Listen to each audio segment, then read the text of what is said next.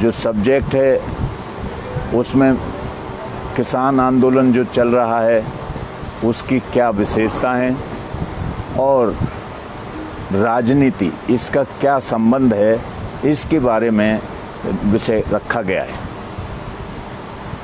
इससे पहले कि हम आंदोलनों की विशेषताओं को जानें, हमें इसका जानना ज़रूरी है कि ये जो कानून आए हैं, इन कानूनों की बहुत विशेषता है, उसको थोड़ा सा हमें जान लेने की ज़रूरत है। पहली बात तो ये कि ये जो कानून लाए गए हैं, ये उदारीकरण की नीतियों का जब से भारत में शुरुआत हुई है और ख़ास तौर से खेती के अंदर ये अंतिम प्रहार है। खेती के अंदर ये इस कानून की खासियत है, जो हमारी खेती की तरक्की के लिए नहीं, खेती के सर्वनाश के लिए ये कानून लाया गया है। साथ ही इतना ही नहीं है, ये खाली खेती के लिए नहीं, खेती के हमारे हाथ से जाने के बाद, छीनने के बाद जो पूरे देश की अर्थव्यवस्था की हालत होगी वो बहुत चिंताजनक है, और इससे भी अधिक पूरे देश के लिए कितना घातक है ये विद्वान साथी जानते हैं सारी चीज़ों को। मैं उस पर ज़्यादा समय नहीं लूँगा, लेकिन इतना ज़रूर है कि इन कानूनों के लागू होने के बाद, चूँकि भारत सरकार, मोदी सरकार ने इन कानूनों को पास करके और राष्ट्रपति के दस्तखत करा के भारत की खेती और कृषि जिन्सों के व्यापार को और उनके भंडारण के तमाम व्यवस्थाओं को कॉरपोरेट के मुंह में रख दिया एक तरीके से।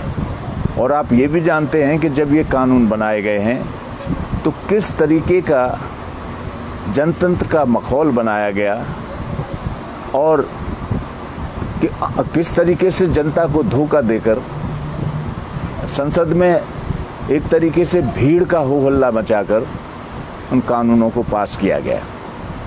साथ ही ये भी आप जानते हैं कि ये कानून जो राज्य सरकार का अधिकार है, संविधान के अंदर जो राज्य सूची का मामला है खेती, उसमें केंद्र सरकार ने कानून बनाए। तीसरी बात यह है कि कोरोना जैसी बीमारी में ये राष्ट्रपति के अध्यादेश से लागू किए गए हैं। ये इस कानून की, ये जो बने हैं तीनों कानून, उनकी ये खासियत है जिन्हें हमें ध्यान रखना चाहिए। साथ ही निश्चित तौर पर जिसके खिलाफ जो आंदोलन हुआ है, वो आंदोलन की जो चिंता है उसको भी हमें ध्यान में रखना चाहिए, क्योंकि इसके लागू होने के बाद भारत का किसान, खाली किसान ही नहीं, भारत की समूची खेती, ये भारत के किसानों के हाथ में या भारत के अपने देश के जो हमारी अब तक खेती के अंदर परंपरा रही है, उस तरीके से ये देश के भी हाथ में रहने वाला नहीं है। क्योंकि आप जानते हैं इस कानून का असर क्या होगा। मोटी भाषा में इसको हम कहें, देहाती भाषा में, तो ये जो कानून पास होंगे, इन कानूनों से ठेका खेती का कानून समूची खेती पर ऐसा विनाश लाएगा कि ना सिर्फ किसान और जो किसान बर्बाद होगा, उसकी पीढ़ियां बर्बाद होंगी, बल्कि खेत में काम करने वाला मजदूर भी बर्बाद होगा। साथ ही बटाई पर खेती लेकर काम करने वाले करोड़ों लोग तबाह हो जाएंगे। साथ ही खुदरा व्यापार में लगे हुए तमाम हिस्से तबाह हो जाएंगे। साथ ही जिस तरीके से आप देखते हैं देश के अंदर बनी हुई मंडियां, ये तबाह हो जाएंगी। साथ ही तमाम अर्थव्यवस्था इसके प्रभाव में होगी और समूची अर्थव्यवस्था पर जो खेती से शुरू होगा सिलसिला, तमाम उद्योगों पर, तमाम कुटीर धंधों पर, तमाम व्यापार पर इसका असर पड़ेगा। इसने भयंकर कानून है ये। साथियों, ये जो चिंता है कि अगर ये कानून लागू हुए तो हमारी पीढ़ियां तबाह हो जाएंगी, ये किसानों की जायज़ चिंता है। और इसीलिए इसको लेकर एक ऐसा आंदोलन छिड़ गया है देश के अंदर, अभूतपूर्व आंदोलन है। आज हमारे इतिहास में आज़ादी के बाद ऐसा आंदोलन, इतना व्यापक आंदोलन कभी हुआ नहीं। और चूंकि जो हिस्से समझते जा रहे हैं कि इससे कितनी तबाही होगी, उनके अंदर ये चिंता बढ़ रही है। और अब ये आंदोलन खाली किसानों का आंदोलन नहीं रह गया है। इसमें आप जानते हैं कि जब 22 जनवरी को केंद्र सरकार के द्वारा, मोदी सरकार के द्वारा वार्ता बंद कर देने के बाद किसानों से, इस आंदोलन ने 2-3 नए आयाम लिए। पहला, ये आंदोलन जो बताया जा रहा था कि ये और था भी ज़्यादातर पंजाब, हरियाणा और पश्चिमी उत्तर प्रदेश के किसान इसको लड़ रहे हैं। इस सीमित क्षेत्र से ये आंदोलन लड़ा जा रहा है, सीमित देश के किसानों के द्वारा। मगर वार्ता बंद होने के बाद से इस आंदोलन ने भौगोलिक तौर पर बहुत ज़बरदस्त विस्तार, यानी पूरा राष्ट्रव्यापी विस्तार ले लिया है और राष्ट्रव्यापी आंदोलन का रूप ग्रहण कर लिया है। ये आंदोलन अब जम्मू कश्मीर से लेकर अंडमान निकोबार तक कोई जगह ऐसी नहीं है जहां इस आंदोलन ने किसान जनता और जो देश हितैषी जनता है उसको अपने दायरे में ना लिया।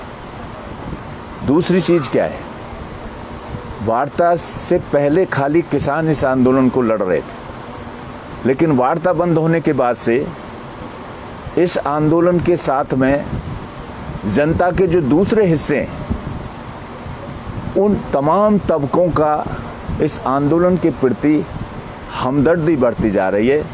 यहाँ तक कि उनकी भागीदारी भी बढ़ती चली जा रही है।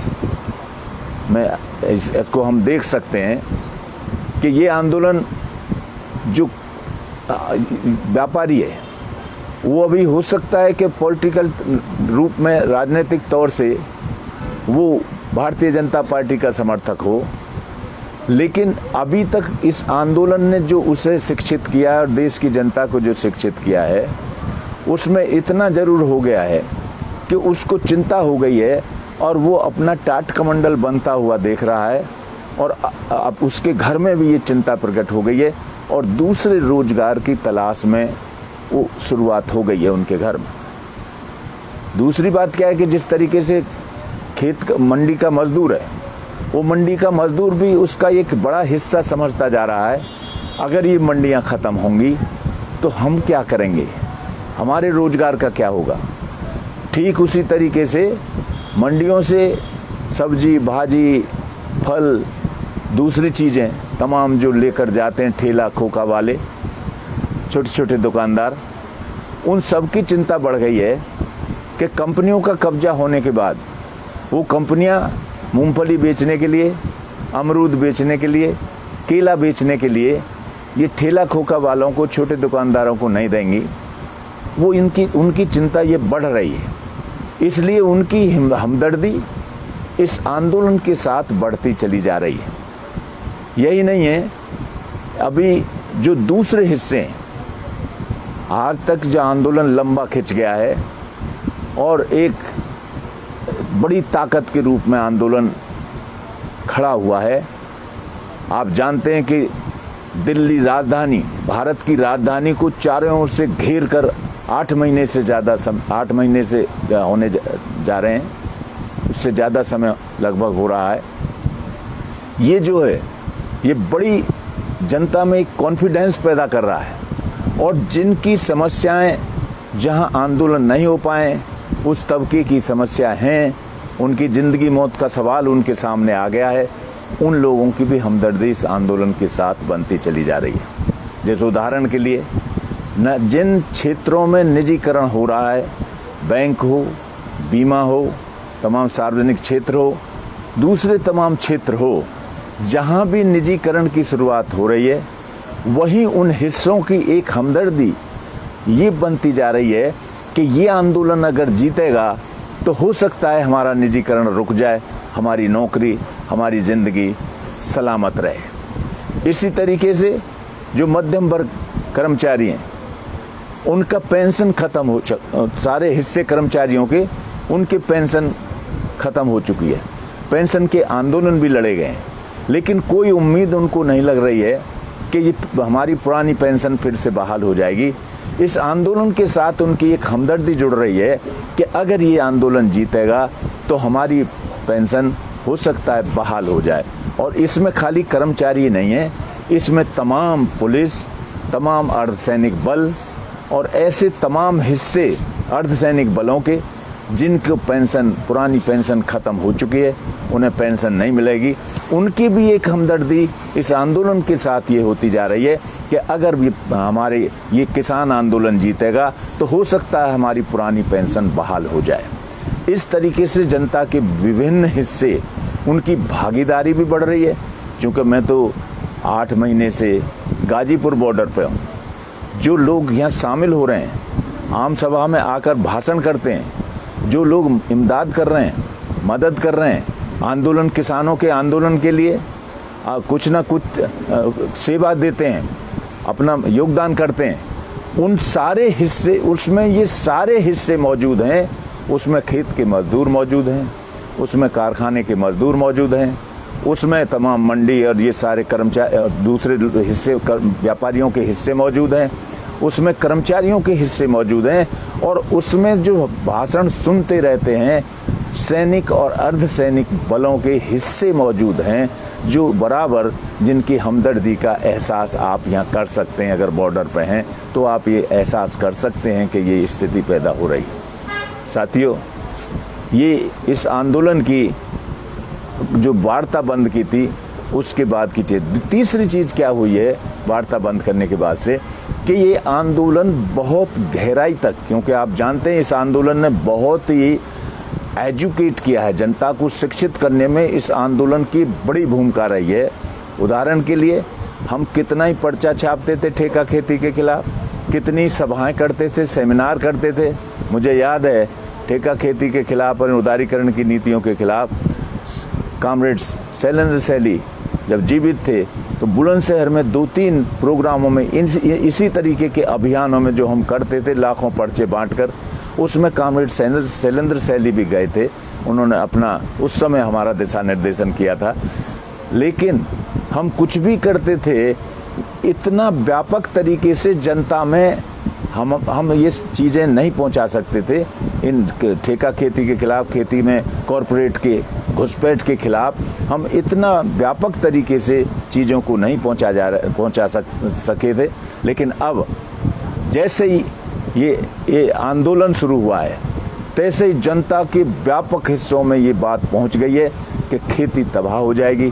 खेती तबाह हुई तो हम किसान तबाह हो जाएंगे, और किसान को तो थोड़ा बहुत मिलेगा भी, उसको तो कंपनी कुछ देगी भी।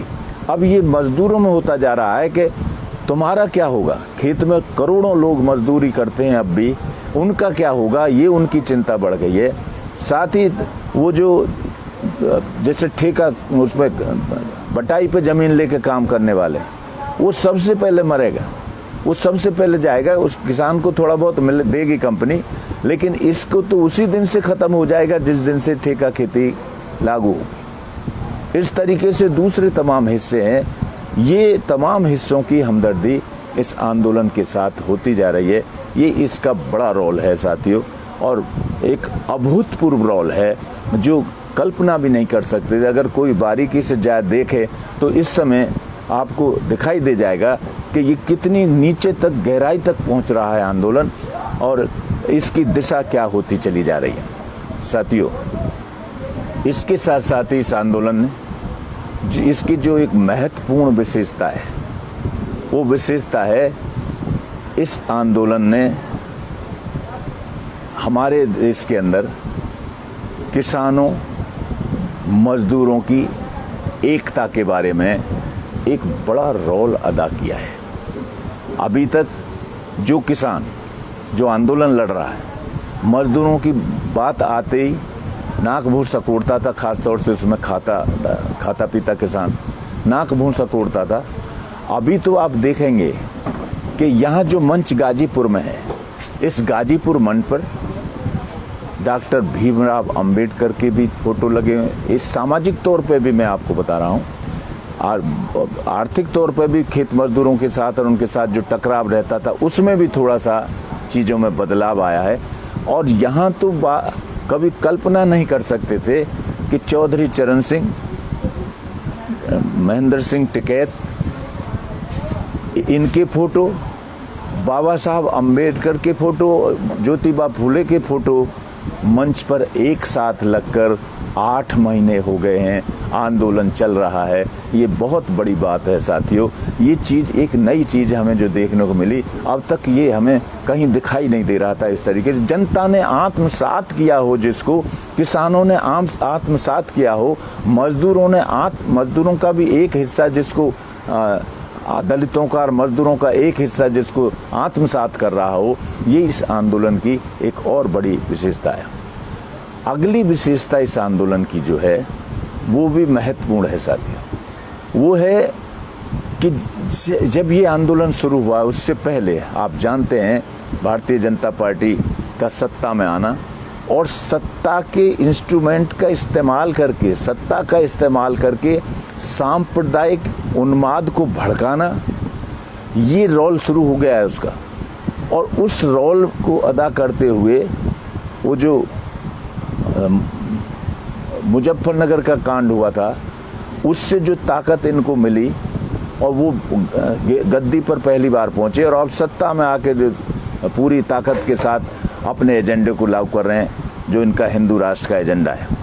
मगर ये आंदोलन ने इस बीच एक बड़ा अहम रोल अदा किया है और भाईचारे को स्थापित करने में इसका बड़ा योगदान है। उदाहरण के लिए मुजफ्फरनगर में जाटों का और मुसलमानों का टकराव हुआ। अभी आप आकर देखेंगे, क्योंकि वो गाजीपुर बॉर्डर पर रहते हैं सारे, तो मुसलमान और जाट किस तरीके से एकजुट होकर इस संघर्ष को लड़ रहे हैं। खाली गाजीपुर बॉर्डर पर ही नहीं, देहात में, उन गांवों में, वो गांव जिनमें मैं उस समय भी गया था जब दंगे हुए थे, वो जब लोग टेंटों में पड़े हुए विस्थापित हो रहे थे, जहां लोग मार डाले गए थे, उन गांवों में मैं गया था। आज एक उस समय कितनी बड़ी नफरत एक साथ एक दूसरे से हो गई थी, आज वो नफरत की जगह भाईचारा विकसित हो रहा है। बहुत बड़े पैमाने पर देश भर में ऐसा हो गया हम नहीं कह सकते, लेकिन एक चीज़ जरूर है कि खूब लाख कोशिश करते हुए इस आंदोलन को खालिस्तानियों का आंदोलन बताने की कोशिश करते हुए, इस आंदोलन के साथ भितरघात करके और कुछ लोगों को पकड़ इस्तेमाल करके लाल किले जैसी घटना घटी हो, और इस आंदोलन का कुछ नहीं बिगड़ पाया। 2-3 दिन तो हुआ, झटका खाया, लेकिन उसके बाद फिर नॉर्मल स्थिति हो गई और उल्टा सरकार के बारे में जनता कहने लगी, किसान जनता और मजदूर जनता, कि ये सरकार की साजिश है। उसी तरीके से अभी तक लाख कोशिश करते हुए भी सारा मीडिया लगा हुआ है, सारा गोदी मीडिया लगा हुआ है। अभी आप देख रहे हैं, जब से उत्तर प्रदेश चुनाव की खास तौर से इनको चिंता हुई है, तो धर्मांतरण से लेकर जगह जगह, जैसे उत्तर प्रदेश के अंदर ही आपको बता दें कि एसडीएम के जरिए बाराबंकी में मस्जिद तोड़ी गई, एक और कस्बे में मस्जिद तोड़ी गई, इधर पश्चिम में खतौली में मस्जिद तोड़ी गई। सरकार के द्वारा बागपत में एक मस्जिद बन रही थी, उसको रोक दिया गया, लेकिन कहीं कोई बड़ा दंगा नहीं हुआ है। इसमें बेशक बहुत बड़ा रोल अल्पसंख्यकों का ही है कि वो एक साथ उन्माद में नहीं आए, मस्जिद के सवाल पर भी, दूसरे किसी सवाल पर भी, मगर वो दूसरी साइड से जो मदद हुई, दूसरी साइड से जो हिंदुओं की तरफ से जो उनके समर्थन में खड़े हो गए, ये ताकत, ये जो घटना है, इसने इनकी इस ताकत को कमज़ोर किया है कि जब चाहेंगे धार्मिक उन्माद फैलाकर ये बदअमनी फैला देंगे, ये किसान आंदोलन को तोड़ डालेंगे, वो भी स्थिति इनकी नहीं रही। इसलिए भाईचारे को बहाल करने में इस आंदोलन का महत्वपूर्ण रोल है।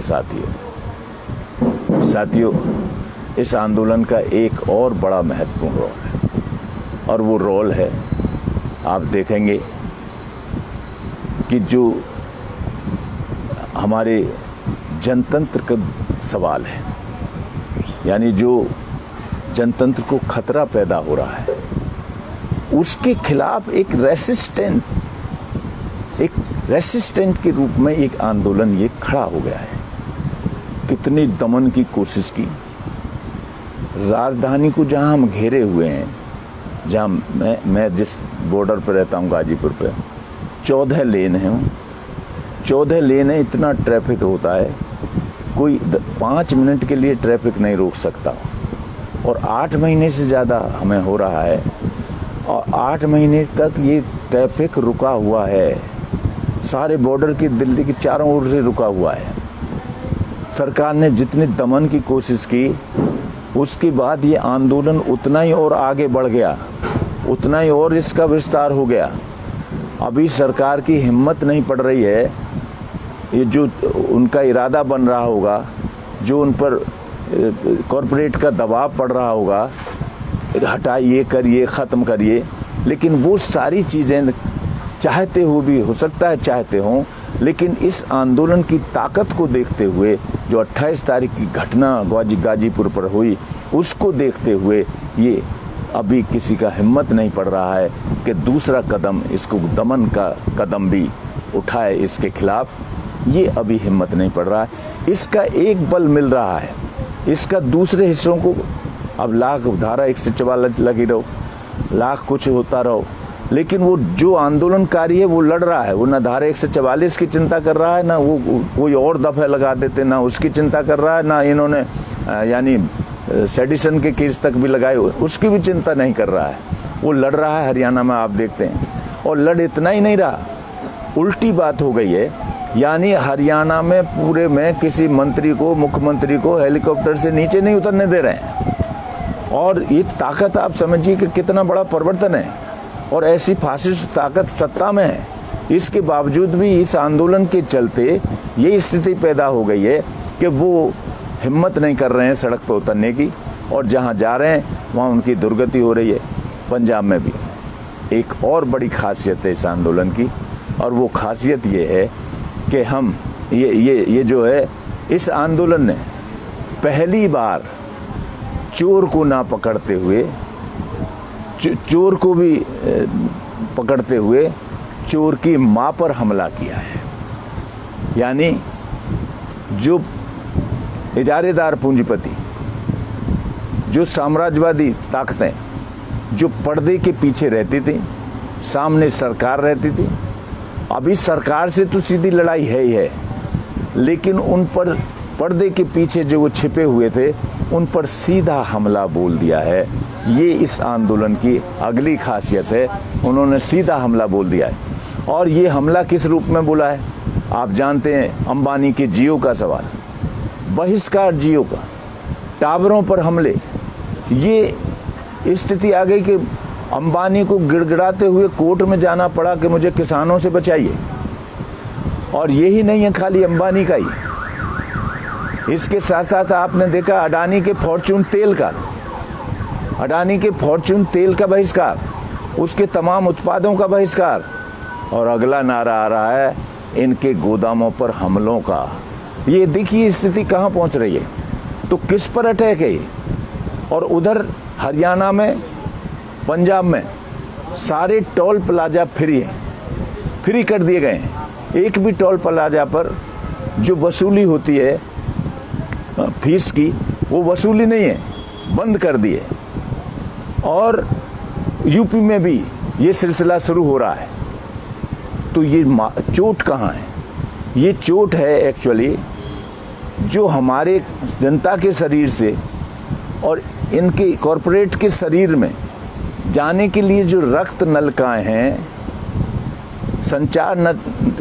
ब्लड संचार की जो नलिकाएं हैं, उन पर पैर रख दिया इस आंदोलन ने। ये बड़ी बात है, अब तक इतिहास में ये बात मिलेगी नहीं कि उन्होंने सीधा ऐसा हमला किया। साथियों, आप जानते हैं ये आंदोलन यहीं तक सीमित नहीं। इसने, मैंने बताया, जहां जनतंत्र के लिए, एक जनतंत्र के पर जो हमला है उसे रोकने के लिए एक बड़ा कदम उठाया है।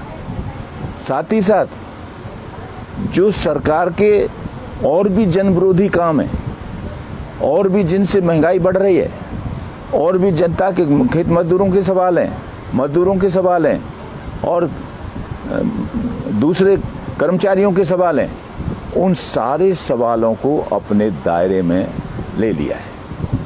ये और आगे की चीज़ है। इसका मतलब क्या है? इसका मतलब ये है, ये खाली किसान आंदोलन नहीं है, अब ये जन आंदोलन बन गया है, और एक तरीके से ये अब जन आंदोलन बनकर राजनीतिक आंदोलन की तरफ बढ़ रहा है साथियों। और आप समझते हैं कि ये कितना बड़ा बदलाव है। यहाँ हमें थोड़ा सा गहराई में जाने की ज़रूरत पड़ेगी। इसकी जो एक और विशेषता, 2-3 विशेषता मैं और बता दूं, तब मैं उस बात को शुरू करूंगा। पहली चीज़ क्या है जो हमें चौंकाती है? 500 संगठन इस आंदोलन को लड़ रहे हैं। ये जो 500 संगठन लड़ रहे हैं, मैं तो इसको कहता हूँ ये ज़्यादातर शिव जी की बारात है सैद्धांतिक तौर पे जो लड़ रहे हैं। कोई इसमें कहता है, बैनर है उसका लिखा हुआ, वो भारतीय किसान यूनियन जैसे अराजनीतिक, और दूसरे संगठन है जो राजनीति करते हैं, पॉलिटिकल पार्टीज के लोग हैं, लेकिन गैर दलीय हैं, वो अपना संगठन चलाते हैं और किसी मतलब पार्टी का हस्तक्षेप नहीं होता, गैर दलीय होता है उनका संगठन, लेकिन राजनीति करते हैं वो पॉलिटिकल पार्टी में। इस तरीके के तमाम चीज़ें हैं। जहाँ टिकैत हैं इसमें शामिल, वहीं दूसरी भी ताकत शामिल है। वहाँ आप जानते हैं वामपंथी इस आंदोलन में शामिल है और एक अच्छी खासी भूमिका निभाए हुए हैं। और ये कौन है?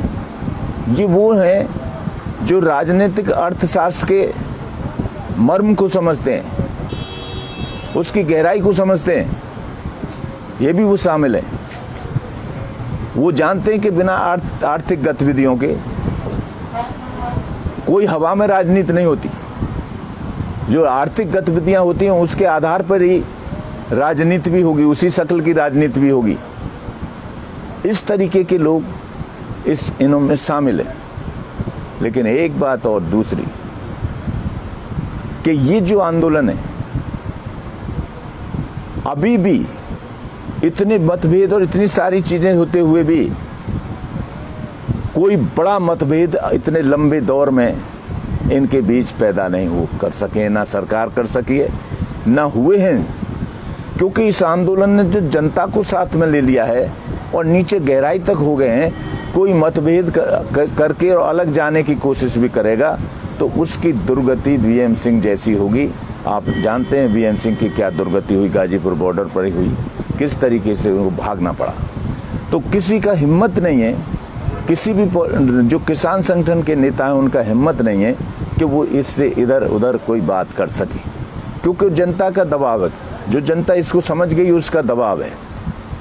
दूसरी बात क्या है कि 500 शहीद हो गए, ज़्यादा 500 से, लेकिन इतना ऐसी चिंता, ऐसा डर, ऐसा भय जो लड़ रहे हैं उनको नहीं है।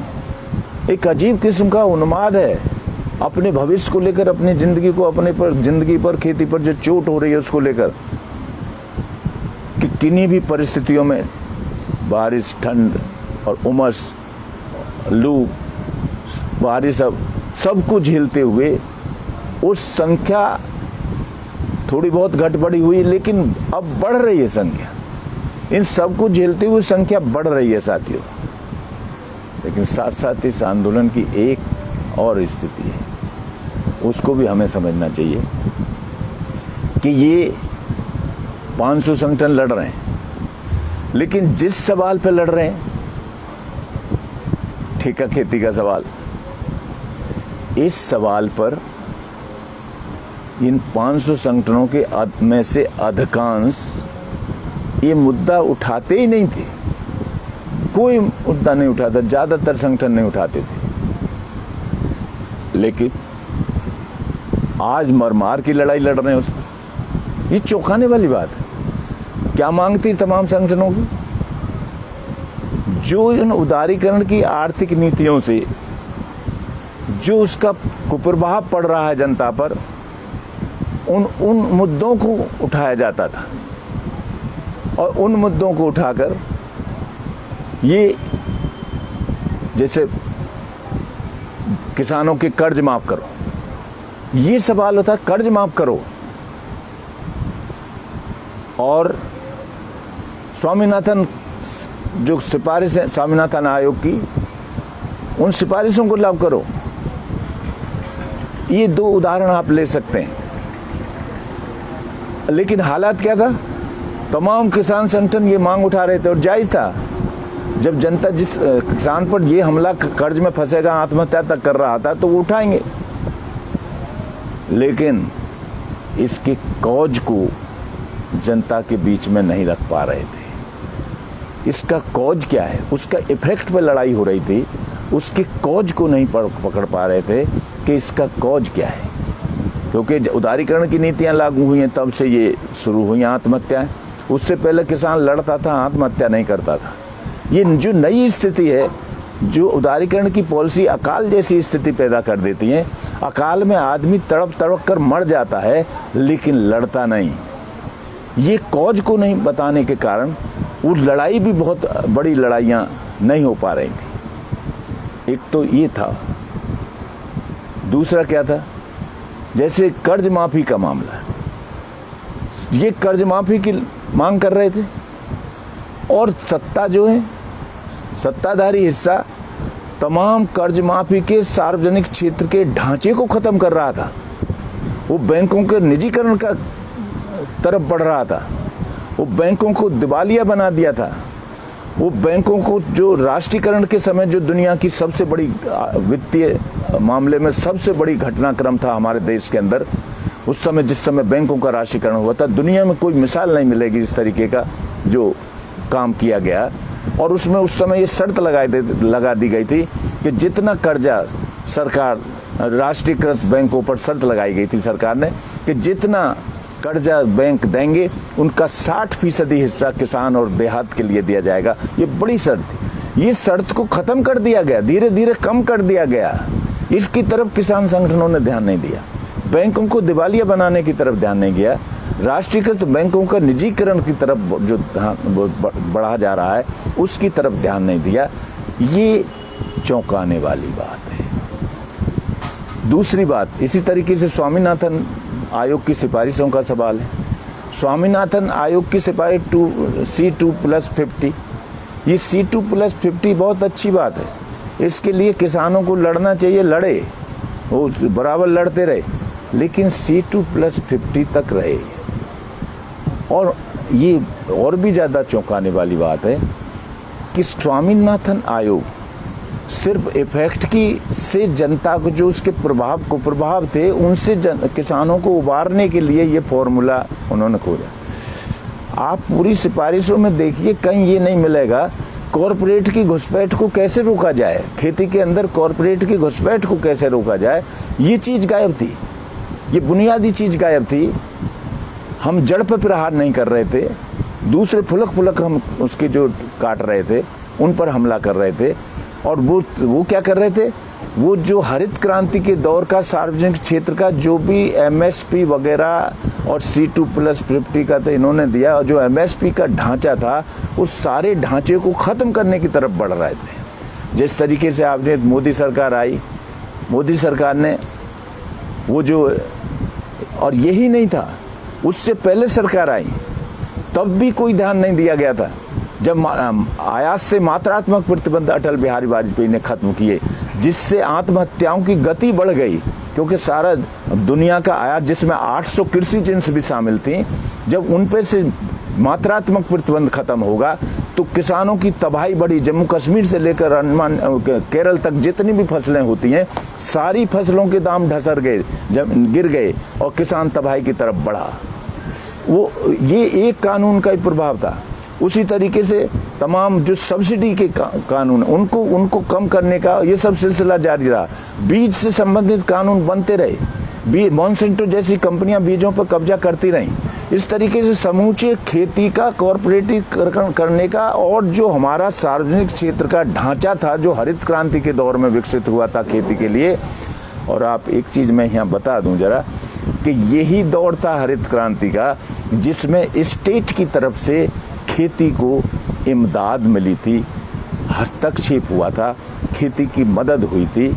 पहले जमींदारी व्यवस्था थी, उसके बाद कंपनी का शासन रहा, अंग्रेज़ों का शासन रहा, और उसमें कोई सवाल ही नहीं उठता था इस तरीके की हेल्प का। और आज़ादी के 20 साल बाद तक यहाँ कोई उत्पादन नहीं बढ़ा, क्योंकि इधर ध्यान ही नहीं था। जब हरित क्रांति का दौर आया है और यहाँ के पूंजीपति की समझ में ये आया कि खेती की तरक्की के बिना कोई तरक्की नहीं होगी, विदेशी जो कंपनियां और दूसरे देश हैं साम्राज्यवादी, उन्होंने तरह तरह की शर्त लगानी शुरू की, तब हिंदुस्तान के पूंजीपति के समझ में ये आया है कि बिना खेती की तरक्की के हमारी उद्योगों की तरक्की भी नहीं होगी, देश भी विकास नहीं करेगा। तब हरित क्रांति का नारा दिया गया और बड़ा ज़बरदस्त था। देखिए क्या किया गया था उस समय। सबसे पहला काम किया गया था कि सब्सिडी, जो भी उत्पादन लागत होती है उस पर सब्सिडी दी जाएगी। जो खेती में लागत लगती है उस पर, डीजल पर। डीजल के लिए तो कंपनी, जो विदेशी कंपनी थी कैलटेक्स और बर्मा सेल वगैरह, इनका राष्ट्रीयकरण किया गया और सस्ता डीजल उपलब्ध कराया गया। इतना ही नहीं किया गया था, खाद पर सब्सिडी, बीज पर सब्सिडी, ये सब किया गया। दूसरा काम क्या किया गया, बहुत भारी निवेश खेती के अंदर किया गया, सरकारी निवेश। जैसा मैंने कहा, बैंकों का राष्ट्रीयकरण करके उनको शर्त लगा दी गई कि ये कर्ज दें, सस्ते कर्ज दिए गए। ये बहुत भारी निवेश खेती के अंदर और तरह तरह के उससे तमाम सिंचाई संसाधनों पर, परियोजनाओं पर, इन पर सब पर बहुत भारी निवेश भी उस बीच में किया गया है। और एक तरीके से इतने ज़बरदस्त कानून बनाए गए इनकी हिफाजत के लिए किसानों की, कि आज तो ऐसा लगता है कि जैसे देश में काउंटर रेवोल्यूशन हो गया हो खेती के अंदर। बिल्कुल ऐसा लगता है जैसे काउंटर रेवोल्यूशन हो गया हो। आप जरा उठा के देख लीजिएगा कैसे कानून थे हमारे यहाँ। पेटेंट कानून जो अंग्रेज़ों का टाइम था, हरित क्रांति के दौर में इसको बदल कर नया पेटेंट कानून बनाया। और उस कानून में क्या कर दिया था, उस कानून में वस्तु के पेटेंट को ख़त्म कर दिया था। वस्तु का पेटेंट ख़त्म और उसकी सीमा 7 साल कर दी गई, जो 20 साल थी उसको ख़त्म कर दिया। इसका नतीजा क्या हुआ, इसका नतीजा ये हुआ कि हम आज़ाद हो गए।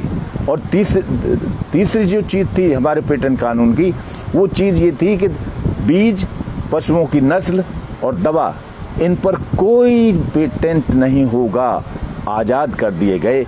इस तरीके से खेती में तमाम बीजों पर हम तरह तरह के बीजों का इस्तेमाल करने लगे। यहाँ तक कि सोनेरा 64 नाम का बीज गेहूं का हम मैक्सिको से लाए उस समय, और उसका हमने यहाँ सरबती सुनहरा बना लिया और अपनी खेती में उससे तरक्की हासिल की। इसी तरीके से तमाम पशुओं की नस्ल में हुआ। इसी तरीके से दवाओं में 72,000 से ज़्यादा दवा कंपनियां खुल गईं हमारा जब ये पेटेंट कानून बना। उस पेटेंट कानून को आज इसको फिर बदल दिया गया है साथियों, और ये फिर से वस्तु का पेटेंट शुरू कर दिया गया है। और गलती से हमारे कुछ किसान संगठन इसी की तारीफ करते हैं कि 20 साल में मॉलिक्यूल में कोई परिवर्तन करेगा, तो हमने वो रोक दिया है। ये जो चीज़ है, ये चौंकाने वाली चीज़ है जो इसमें सामने आती है। तो इस तरीके से जो ढांचा था हरित क्रांति के दौर का, परचेजिंग MSP के साथ फसलों की परचेजिंग शुरू हुई। बहुत सीमित इलाका रह गया, बहुत सीमित, लेकिन परचेजिंग शुरू हुई, उससे किसानों को राहत हुई। इसी तरीके से तमाम और कानून बनाए गए, उसका नतीजा निकला कि भूखा मरता हुआ देश जो अनाज के मामले में लगभग आत्मनिर्भर होने की तरफ बढ़ा, आज उस पर हमला है। और आप जानते हैं किस तरीके का हमला है, पूरा सिलसिला है। आज तो अंतिम हमला है, ये तीनों कानून अंतिम हमला है, इससे पहले मैदान साफ करने में कोशिश होती रही। खुद ये जैसे हम तो कहते रहे स्वामीनाथन की सिफारिश लागू करो, और मोदी के आते ही आप जानते हैं कि शांता कुमार कमेटी का गठन किया गया और उससे ये कहा गया कि इस पर जो परचेजिंग सिस्टम है, सरकारी खरीद MSP, ये उसकी सिफारिश आ गई है। उसने क्या कहा है, ये सिर्फ 6% लोग ही इसको खरीद पा रहे हैं। 6% किसानों का ये सरकार MSP पर खरीद पा रही है। 94% तो आता ही नहीं MSP पे, उसका खरीदा ही नहीं जाता। इसलिए क्या फायदा इससे। दूसरा उन्होंने कहा कि ये जो FCI है ये सफ़ेद हाथी है, इसको रखने से क्या फ़ायदा है, अनावश्यक खर्चा है, अनावश्यक चीज़ें। और आप जानते होंगे, शायद ज़रूर जानते होंगे कि 2014 में MSP, ये जो हमारा MSP का सिस्टम है पूरा, इसके बिना संभव ही नहीं है। वो FCI, उस FCI को 70,000 करोड़ के कर्जे में दबी हुई थी उस समय 2014 में। अभी उस पर 3.5 लाख करोड़ का कर्जा हो गया है। 3.5 लाख करोड़ के कर्जे में डूब गई है FCI। तो समझ लीजिए इसका खात्मा करने की कोशिश हो रही है, पूरे सिस्टम को ख़त्म करने की। और हम स्वामीनाथन का आप वो गारंटी कर भी दे, अभी भी MSP की गारंटी कर भी देते हैं, और ये सिस्टम नहीं होगा, प्राइवेट कंपनियां खरीदेंगी, तो ये MSP का जो है ये तो हमारे हाथ में एक दूसरी चीज़ ही होगी जिसका ज़्यादा कोई अर्थ नहीं होगा। उन कंपनियों से कानून गारंटी भी हो गई तो कौन लड़ेगा। ये साथ में जुड़कर इसका महत्व है कि पूरा ये सिस्टम रहे, सार्वजनिक क्षेत्र का सारा सिस्टम रहे, गारंटी रहे, हमारी मंडियां रहे, हमारा ये सिस्टम पूरा बना रहे, परचेजिंग सिस्टम सरकार के जरिए जो है ये और बढ़े, ये पूरे इलाके, पूरे देश के अंदर सारे राज्यों को ये कवर करे। ये तो बात समझ में आती है। इसलिए साथियों, ये आज भी हमारा जो ये तमाम दोनों मैंने उदाहरण दिए, बैंकों के निजीकरण का और ये MSP का, ये चीज़ हमें समझने की ज़रूरत है। हम सिर्फ इफेक्ट पर लड़ रहे थे, हमारे किसान संगठन, और कॉज को हमने पकड़ा नहीं। इस कॉज को पकड़ा पंजाब की जत्थेबंदियों ने। जैसे ये कानून पारित हुए, उन्होंने अपने यहाँ लंबे दौर तक रेलवे पटरियों पर बैठ गए और उस आंदोलन, अपनी जनता को बड़े पैमाने पर शिक्षित किया उन जत्थेबंदियों ने। ये बहुत अहम रोल है। नतीजा ये निकला कि वो उसके साथ सीधे सीधे लामबंदी उन जनता की होती चली गई, उनके साथ हुई, और वो आगे आप सभी जानते हैं, चलते हुए दिल्ली तक आ गए, कितने बैरियरों को पार करते हुए, आंसू गैस के गोले झेलते हुए, लाठियां झेलते हुए, तमाम संकट झेलते हुए, और आज आंदोलन इस रूप में आ गया है। अब भी चूँकि वो, इसमें फ़र्क है, इसमें भी हमें थोड़ा सा और गहराई से इस तरफ जाना चाहिए। वो राजनीति का और इस आंदोलन का अंतर तभी समझ में आएगा, क्योंकि एक चीज़ होती है वर्ग संघर्ष।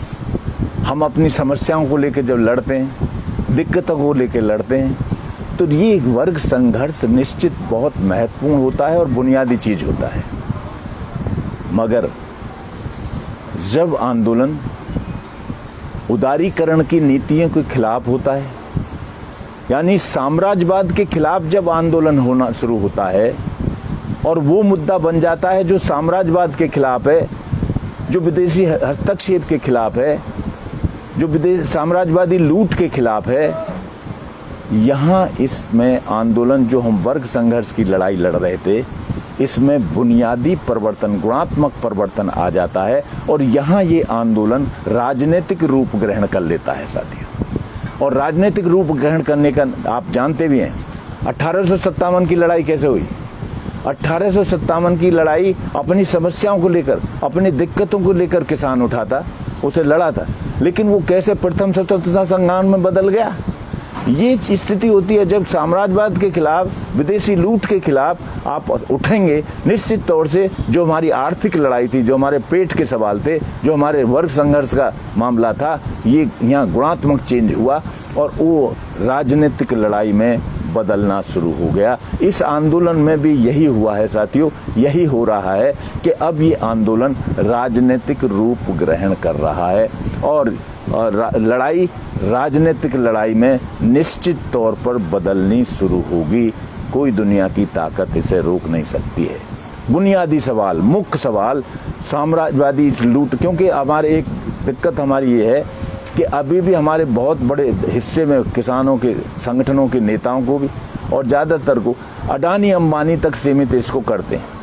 वो सही है, इजारेदार की लूट भी लूट होती है और ज़्यादातर हिस्सा वही लूटेगा इसमें से, लेकिन हमें समझना चाहिए कि दुनिया की जो साम्राज्यवादी लुटेरे हैं उनका खेती पर किस तरीके से वो कब्जा करना चाहते हैं, किस तरीके से पूरी दुनिया का फूड बास्केट बनना चाहते हैं।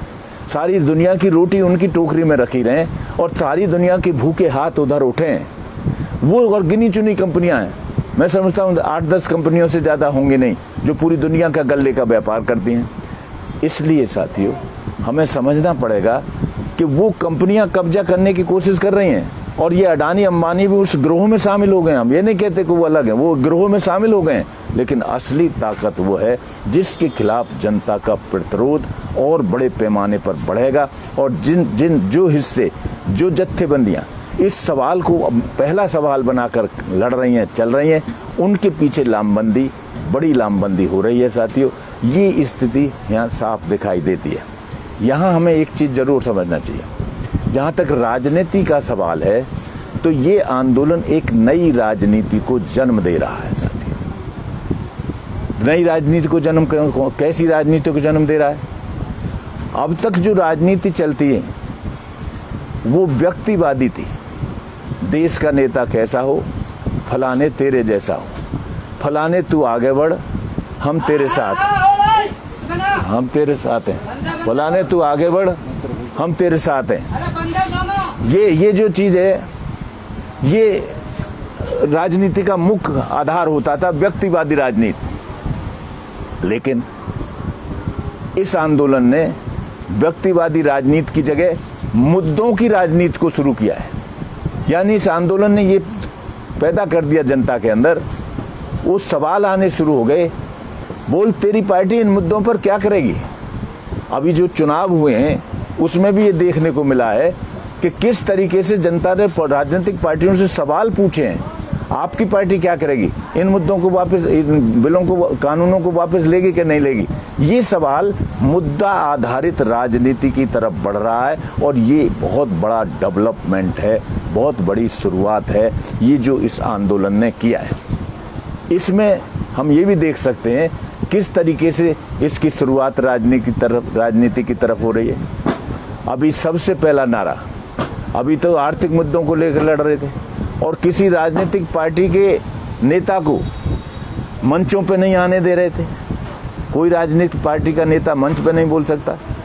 लेकिन आपने देखा बंगाल चुनाव के समय एक नया नारा आया और वो नया नारा था एसकेएम का, और एसकेएम में सारे नेता एसकेएम के गए भी और उन्होंने नारा दिया बंगाल में, बीजेपी को हराओ चाहे किसी को जिताओ। ये आर्थिक सवालों पर राजनीति की तरफ बढ़ने का इस आंदोलन का पहला कदम था और ये शुरुआत हुई और उसमें सफलता मिली। लेकिन यहाँ एक सवाल जरूर पैदा होता है कि इस राजनीति जब पैदा हो रही है तो ये इस आंदोलन और इसके विभिन्न विचारधारा के जो संगठन हैं वो एक तरह का जो संघर्ष लड़ रहे हैं, उनके अपने तरीके लड़ने के, एकजुट होकर सब लड़ रहे हैं, सभी इस पर सहमत है। कोई पॉलिटिकल पार्टी का नेता मंच पर नहीं आ रहा है, सभी सहमत है। लेकिन जैसे ये नारा हुआ और इस नारे में बंगाल के अंदर तो दूसरी बात थी। बंगाल के अंदर तो मार्क्सवादी कम्युनिस्ट पार्टी 34 साल तक सत्ता में रही, वामपंथी पार्टियां सत्ता में रही और सत्ता में रहने के बाद अभी जब चुनाव हो रहा है तो उनके उम्मीदवार भी वहाँ लड़ रहे थे और ये मार्क्सवादी कम्युनिस्ट पार्टी के लोग और वामपंथी दलों के लोग झंडा डंडा लेकर हर बॉर्डर पे आपको मिल जाएंगे। ये बराबर कंधे से कंधा मिलाकर लड़ रहे हैं, अपने किसान संगठनों के बैनर के आधार पर लड़ रहे हैं, उसको लेकर लड़ रहे हैं। तो एक सवाल पैदा होता है और ये सवाल खुद मेरे बीच में और जो राकेश टिकैत जी हैं यहाँ आज के आंदोलन के प्रमुख नेता हैं इस आंदोलन के, उनके बीच जब बंगाल में जीत हासिल हो गई और उसके बाद वो आए और कमेटी में मीटिंग हो रही थी यहाँ की गाजीपुर कमेटी की, वो भी आ गए, तो चर्चा चल गई। वो कहने लगे बहुत जीत है, एसकेएम जीत गया और हम बीजेपी को हमने हरा दिया। तो मैंने उनसे कहा बहुत खुशी की बात है बीजेपी हारी, मगर ये एक विरोधाभास पैदा हो रहा है राजनीति का, इस आंदोलन का और राजनीति का विरोधाभास पैदा हो रहा है। इस विरोधाभास का हल भी आपको खोजना पड़ेगा। मैंने उनसे कहा कि आप वहाँ गए, आप लोगों ने नारा दिया कि किसी को हराओ, बीजेपी को हराओ, किसी को जिताओ। आप लोगों ने मार्क्सवादी चुनाव लड़ रहे थे, उनको जिताने की बात क्यों नहीं की जो आपके साथ कंधा से कंधा मिला के लड़ रहे हैं। ये अच्छी बात है, ये उन्हीं की हिम्मत है कि इसके बावजूद भी इस जो आपने कॉल दिया इसका विरोध नहीं किया, उन्होंने इसका विरोध नहीं किया, साथ में रहे, आपके अनुशासन के साथ, एसकेएम के अनुशासन के साथ रहे और आज भी झंडा डंडा लेकर पूरी ताकत के साथ जुटे हुए हैं आपके आंदोलन के साथ, एसकेएम के आंदोलन के साथ। हमने उनसे कहा ये बंगाल तक तो हो गया, लेकिन इसी नारे को उत्तर प्रदेश चुनाव आ रहा है और आप इसी नारे को जब आप उत्तर प्रदेश में लगाएंगे, इस नारे को देंगे, तो आपके लिए मुसीबत खड़ी हो जाएगी। खास तौर से पश्चिमी उत्तर प्रदेश में जहां राष्ट्रीय लोकदल का गढ़ है, बहुत बड़ी तादाद राष्ट्रीय लोकदल के कार्यकर्ताओं की।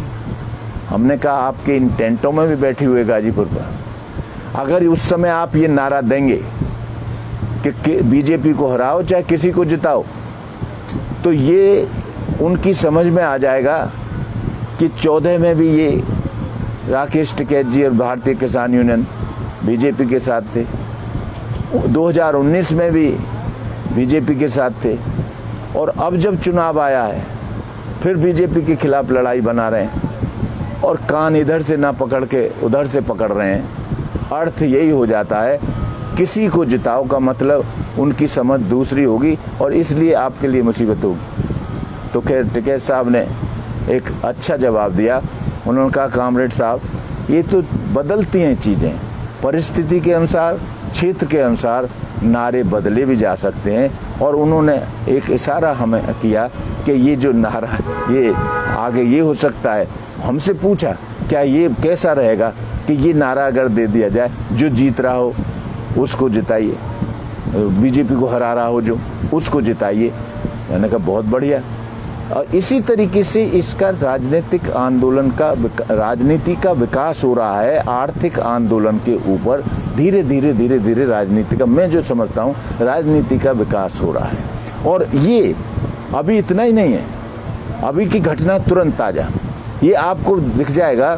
पहली बार जो संसद लगी हुई किसानों की, आखिर उसके समर्थन में जो 16 पॉलिटिकल पार्टीज पहुंची हैं, राहुल गांधी भी थे और सब लोग शामिल थे, वो जो पार्टियां पहुंची हैं एक मत होकर वो किसान आंदोलन की मांगों का और मुद्दों का समर्थन कर रही थी। ये बहुत बड़ा, ये राजनीतिक का आप इसके साथ रिलेशन देखेंगे तो बहुत बड़ा कदम है, क्योंकि इनमें ऐसे पार्टी भी शामिल हैं जिन्होंने ड्राफ्ट तैयार किए थे इन्हीं कानूनों के, इन्हीं बिलों की, जिनको ड्राफ्ट तैयार कर रहे थे। और तमाम ढांचे को इससे पहले ठेका खेती के लिए और इन कानूनों के लिए जो और ढांचा है उसको ख़त्म करने में, कानून बनाने में उनकी भी बड़ी भूमिका है। लेकिन आज इस आंदोलन के साथ वो खड़े हुए, और आज की एक घटना है जो इससे आगे बढ़ा हुआ कदम हमें बताती है।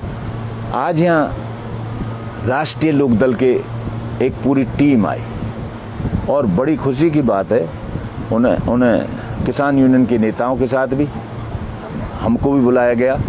और उस आंदोलन में, उस मीटिंग में हम लोग, आज की बात है ये, आज सुबह 11 बजे की, तो उस समय उनकी तरफ से ये आया था कि हम अपना पार्टी का घोषणा पत्र तैयार कर रहे हैं। कोई मुद्दा अगर हमसे छूट रहा हो तो आप लोग हमें वो मुद्दा बता दीजिए ताकि हम अपने घोषणा पत्र में शामिल कर लें। ये राष्ट्रीय लोकदल की टीम थी पूरी, उनके तमाम बड़े बड़े पदाधिकारी मौजूद थे। बहुत देर मीटिंग चली, खूब बहस हुई।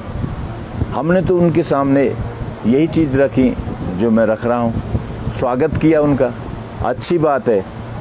किसान यूनियन के लोगों ने भी स्वागत किया और अच्छी बात है।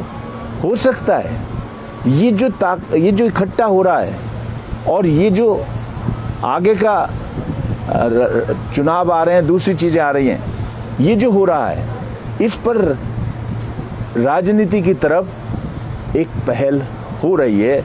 ना चाहते हुए भी ये पहल जारी है और हो सकता है आगे ये कदम जो जीत रहा हो उसको जिताने के बजाय, आगे ये नारा देने के बजाय, जो बीजेपी को हरा रहा हो उसको हराने का नारा देने के बजाय, कोई ऐसा गठबंधन जो जनवादी, सेकुलर जनवादी गठबंधन हो, जो किसानों के हित की बात करता हो, ऐसे गठबंधन को जिताने की तरफ आगे बढ़ सकता है।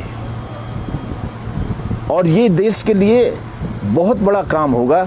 ये देश के लिए ये आंदोलन ना सिर्फ आर्थिक नीतियों का सवाल, दूसरे राजनीतिक सवाल को भी एक अच्छी ताकत के साथ और तमाम पॉलिटिकल पार्टियों के गठबंधन के साथ हल करने की तरफ बढ़ रहा होगा। साथियों, ये किए हो सकता है। एक और चीज़ है इस आंदोलन ने जहां आर्थिक सवालों पर, राजनीतिक मुद्दों पर ये पहल हासिल की है, वहीं मैंने बताया आपको कि वो अडानी, अंबानी, इनके माल के बहिष्कार, इनके उत्पाद का बहिष्कार, और इधर बढ़ रहा है, टोल प्लाजा खोलने की तरफ बढ़ रहा है और उन पर हमला कर रहा है। जहां एक तरफ उन पर कर रहा है, वहीं बीजेपी ही नहीं, आरएसएस को निशाने पर ले लिया है।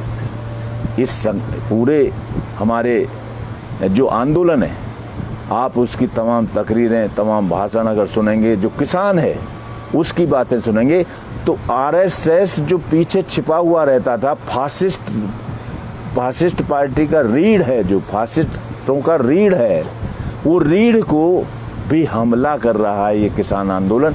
ये और आगे बढ़ी हुई बात हो जाती है साथियों। इसके साथ साथ साथियों, जो मैं अंत में आपसे कहना चाहता हूँ वो ये है कि ये चुनावी राजनीति हुई, चुनाव के लिए समीकरण बन रहे हैं, बिगड़ रहे हैं, उसमें किसान आंदोलन की क्या भूमिका है, ये उसकी बात हो सकती है। लेकिन ये आंदोलन इससे आगे बढ़ा हुआ कदम है और ये भारत के अंदर एक नई शुरुआत कर रहा है।